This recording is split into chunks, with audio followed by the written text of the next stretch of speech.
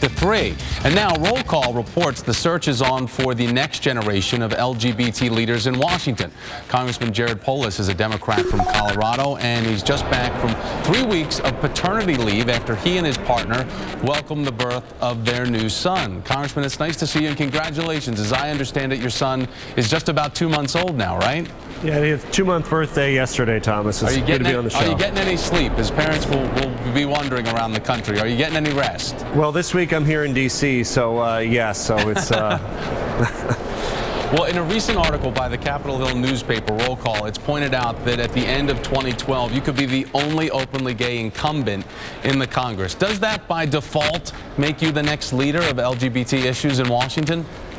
Well, I certainly hope that isn't the case. First of all, we hope that we're not losing Tammy Baldwin. We hope that she's moving on to the Senate to be the first openly gay senator, which will be very exciting. We also have several terrific gay and lesbian candidates running across the country on both sides of the aisle. There's Republican and Democratic lesbian and gay candidates. So I'm confident that we'll have a stronger representation in the next Congress, even if that does make me the most senior gay member, which is ironic considering I'm only 36. Well, exactly. So that puts you in a different category. But do you see other people that you just mentioned, the ones that are running, the openly gay candidates running for Congress, do you see any of them as up-and-coming leaders?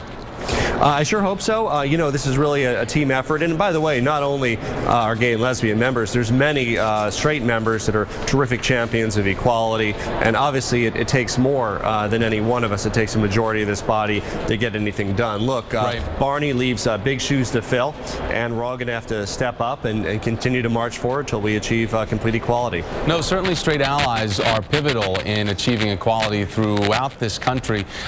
I know that there is a closet or a perceived glass closet in Washington, D.C. Are there any people that you see as possibly coming out in the future, closeted politicians? I wouldn't be the one to talk to you about that, Thomas. Well, when we talk about the fact of the state of Washington, D.C. right now, and there's such gridlock going on, do you think that there are more straight allies then that you can get on board with the Equality Caucus? Absolutely, and we continue to grow our numbers with members on both sides of the aisle committed to equality.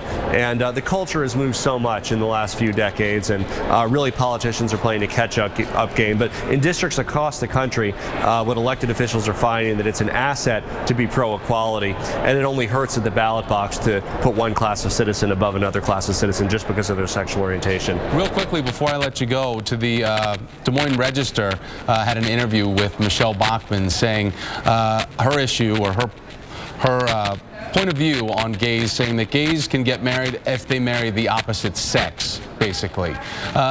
Do you see her position and other positions like that held by other people of power there in Washington, D.C. as the biggest opposition to seeing equality in this country move forward?